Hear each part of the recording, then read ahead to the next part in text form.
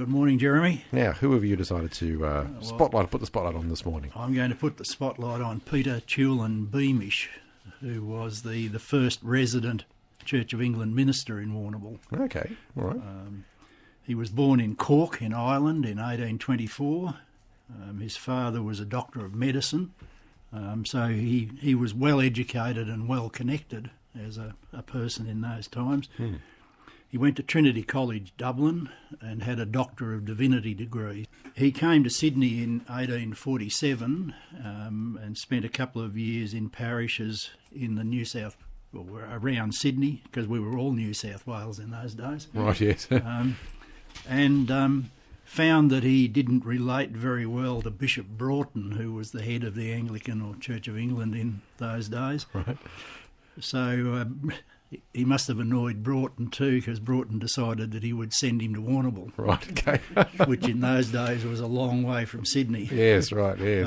Long way from anything probably in those days, really. And to make his journey, he came by coastal ship to Melbourne and then by a smaller boat to Geelong. Right. And then he and a colleague who was destined for Coleraine rode their horses through the basically undeveloped country from Geelong to Mortlake, where they parted ways, and right.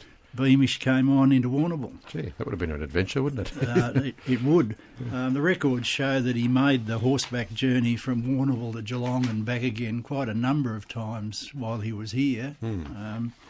So he was here in Warrnambool in 1850, and he remained the incumbent at what became Christchurch for 45 years. So he must have liked it, or... He was a strong man. Right.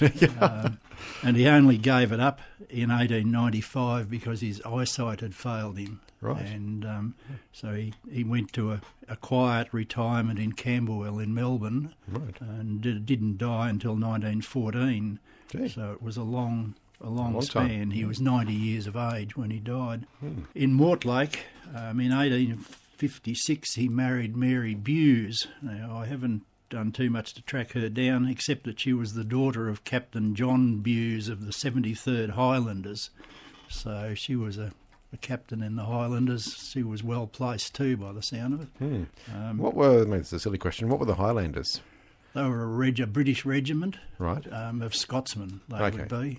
Who obviously had sort of outposts or groups around the place, right? Or maybe she came from England, maybe he knew her before they left over there. Okay. That's a task that I need to do. Yeah, right, yeah. Okay. So they were blessed with 4 children, 3 daughters and a son, all of whom married and lived full lives, but 2 of them predeceased their father. Right. So their life wasn't as full as his. When Beamish came to Warrnambool, his parish extended from Hamilton to Geelong all the way along the coast. So huge area. That's why he spent so much time on his horse, yeah? Indeed. Yeah. And as well as having charge of people here in the township, he used to go and visit the properties, the outlying properties, so more horseback riding to take the word to people wherever they were, carry out baptisms and burials on occasions and maybe even weddings. Right, yeah. As he went his rounds. Early services in Warrnambool were conducted by a Reverend Brame, who was the incumbent at Port Fairy, or by some notable laymen. And I think last time, or somewhere back along the way, we talked about Henry Foster. He was one of the notable laymen who conducted services in the absence of an ordained minister. Right. The town people got together and decided that they needed a church building of some kind, so they put up a wooden building which measured 20 feet by 30 feet, so what's that, about 6 metres by 8 metres. So not huge. On the corner of Timor and Banyan Streets. And that was a building used by all denominations for a period of time, but we'll call them the Anglicans decided that they would like something of their own, so they built a small brick building in Liebig Street, as far as I can determine, pretty close to where the Shanachie is now. Okay. Down the restaurant end. And that served for a little while, but Beamish had big ambitions, and he was convinced that they needed a proper church somewhere in the town. The authorities of the day offered him several sites, including basically where the Royal Hotel used to be, on the corner of Timor and Fairy Streets. But none of the sites that were offered were satisfactory to Beamish in his strength, because they didn't give the church sufficient prominence. Right, okay. So after quite a bit of argy-bargy, to use a modern term, the present site of Christchurch was agreed upon, and it was acceptable to Beamish because it was up the hill and it was visible and it had great views and all the rest of it. So he won that battle, and the buildings that are on the Christchurch site now were put up bit by bit.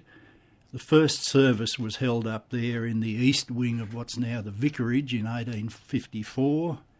In 1856, the foundation stone for the south nave. Christchurch is in two parts, so the south nave started in 1856 and the north nave in 1860. He oversaw the building of all that and the work while he stayed here. I think I said he died in 1914, so a long life of 90 years. And because they'd gone to Camberwell, he's not buried in Warrnambool. He's in fact in Burundara Cemetery in Kew with his wife. And he's remembered here in Warrnambool by Beamish Street out in West Warrnambool. Is named in his honour. So a long period of service to the city of Warrnambool, much achieved during his time, and I think he probably deserves his spot on the board. He can stay on the refurbished board, then we won't take him off. Excellent. Ray, thanks again very much.